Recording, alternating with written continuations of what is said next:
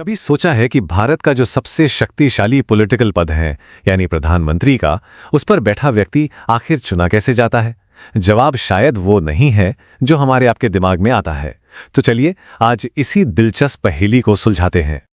तो सवाल बिल्कुल सीधा है, भारत का सबसे पावरफुल नेता चुना कैसे जाता है? और यहीं से ना बात थोड़ी घूम जाती है, क्योंकि इसका जवाब कोई सीधा साधा हाँ या ना में नहीं है।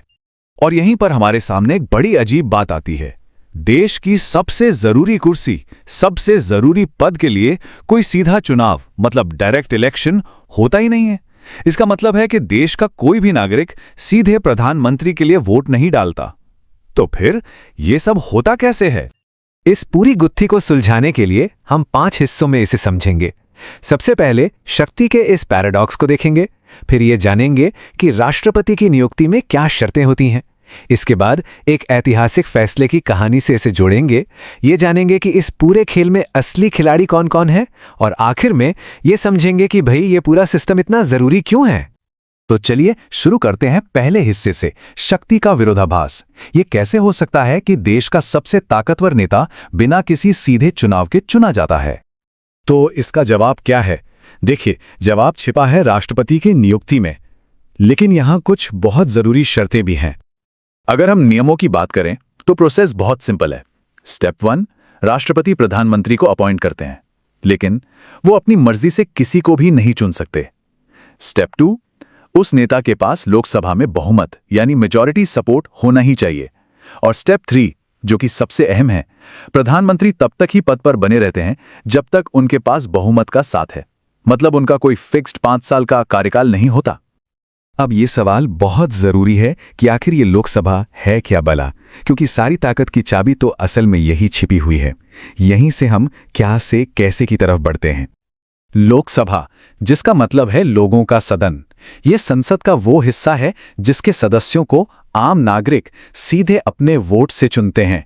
सरकार चलाने के लिए किसी भी पार्टी को यहीं पर अपना बहुमत साबित करना होता है। सच तो ये है कि प्रधानमंत्री की सारी शक्ति का सोर्स यही सदन है।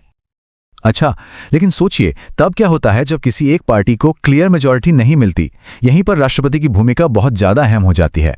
ऐसे में वे उस नेता को प्रधानमंत्री नियुक्त करते हैं जिसके बारे में उन्हें लगता है कि वो बहुमत का समर्थन जुटा सकता है। ये एक बहुत बड़ा और समझदारी भरा अधिकार है। चलिए अब तक जो भी थ्योरी हमने समझी है उसे एक असल कहानी से जोड़कर देखते हैं। ये एक ऐसे फैसले की कहानी है जिसने भारत की सभी राजनीतिक संस्थाओं को एक तरह से टेस्ट किया था। ये कहानी है मंडल आयोग की। इसका सफर शुरू हुआ था 1979 में। 1980 में आयोग ने एक सिफारिश की, सरकारी नौकरियों में 27% आरक्षण दिया जाए। लेकिन कई सालों तक ये सिफारिश ठंडे बस्ते में पड़ी रही, जब तक कि 1989 में जनता दल ने इसे लागू करने का वादा नहीं किया। और फिर अगस्त 1990 में सरकार ने वो आदेश जारी कर ही दिया। ये मामला सुप्रीम कोर्ट तक भी गया, जिसने 1992 में इसे सही ठहराया। तो जैसा कि हम देख सकते हैं, ये कोई एक दिन का फैसला नहीं था, ये एक बहुत लंबी और जटिल यात्रा थी। और ये है वो सरकारी दस्तावेज, 13 अगस्त 1990 का ऑफिस मेमोरेंडम। देखने में तो ये बस एक पन्ना है, लेकिन इस एक पन्ने के आदेश ने पूरे देश में एक जबरदस्त बहस छेड़ दी और देश की राजनीतिक संस्थाओं की एक कड़ी परीक्षा ली। और इसका असर जबरदस्त।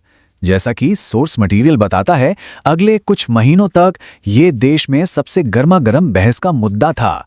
इस एक फैसले ने सिर्फ हजारों नौकरियों पर असर नहीं डाला, बल्कि पूरे समाज में एक तूफान सा खड़ा कर दिया था। तो आखिर ये फैसला लिया कैसे गया था?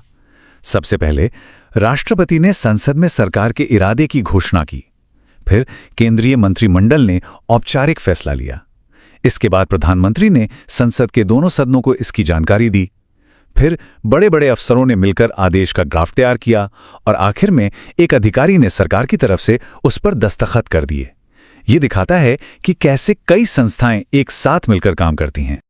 तो इस पूरी कहानी में हमने राष्ट्रपति, प्रधानमंत्री, संसद और कैबिनेट सबको अपना अपना काम करते देखा। चलिए अब इन सभी बड़े राजनीतिक खिलाड़ियों की भूमिका को जरा और ठीक से समझ लेते हैं। सबसे पहले बात करते हैं राष्ट्रपति और प्रधानमंत्री की। राष्ट्रपति होते हैं राज्य के प्रमुख यानी हेड ऑफ स्टेट। इसको ऐसे समझ सकते हैं कि वो पूरे देश के एक औपचारिक मुखिया हैं, वहीं प्रधानमंत्री होते हैं सरकार के प्रमुख यानी हेड ऑफ गवर्नमेंट, मतलब असल में सरकार वही चलाते हैं और सारी शक्तियों का इस्तेमाल भी वही करते हैं। सीधी बात, राष्ट्रपति नियुक्त करते हैं लेकिन सरकार प्रधानमंत्री चलाते हैं। अब आते हैं संसद के दो सदनों पर, लोकसभा और राज्यसभा। लोकसभा को सीधे जनता चुनती है, इसलिए पैसे और सरकार पर कंट्रोल के मामलों में असली शक्ति इसी के पास होती है। दूसरी तरफ राज्यसभा को राज्यों के प्रतिनिधि चुनते हैं और ये राज्यों के हितों का ध्यान रखती है, लेकिन पैसों से जुड़े मामलों में इसकी शक्ति बहुत ही कम होती है। प्रधानमंत्री अपनी एक टीम का नेतृत्व करते हैं जिसे मंत्रिपरिषद कहा जाता है। इसमें करीब 60 से 80 मंत्री होते हैं। इस टीम के सबसे अहम खिलाड़ी होते हैं कैबिनेट मंत्री, जो लगभग 25 होते हैं और बड़े बड़े मंत्रालय संभालते हैं। बाकी होते हैं राज्य मंत्री, जो या तो इनकी मदद करते हैं या फिर छोटे मंत्रालयों की जिम्मेदारी लेते हैं। अब आते हैं अपने सबसे बड़े सवाल पर, आखिर ये पूरा सिस्टम, ये पूरी व्यवस्था इतनी मायने क्यों रखती है? ये सब नियम कानून लोकतंत्र के किस फंडामेंटल प्रिंसिपल से जुड़ते हैं? देखिए, इस सब का निचोड़ बस एक लाइन में है। सरकार सिर्फ तब तक शासन कर सकती है जब तक उसे लोकसभा में बैठे जनता के चुने हुए प्रतिनिधियों का भरोसा हासिल हो। ये पूरा सिस्टम बस इसीलिए बनाया गया है ताकि सरकार लगातार संसद के प्रति जवाबदेह रहे और संसद के जरिए सीधे सीधे जनता के प्रति। तो आखिर में सवाल ये बचता है, क्या ये संस्थाओं का सिस्टम चेक्स और बैलेंसेस का एक बेहतरीन उदाहरण है जो किसी एक को बहुत ज्यादा ताकतवर होने से रोकता है, या फिर ये नियमों का एक ऐसा जाल है जो सिर्फ पॉलिटिकल डिले यानी राजनीतिक देरी और उलझनों को जन्म देता है? ये वो सवाल है जो इस पूरी लोकतांत्रिक व्यवस्था के दिल में बसा हुआ है।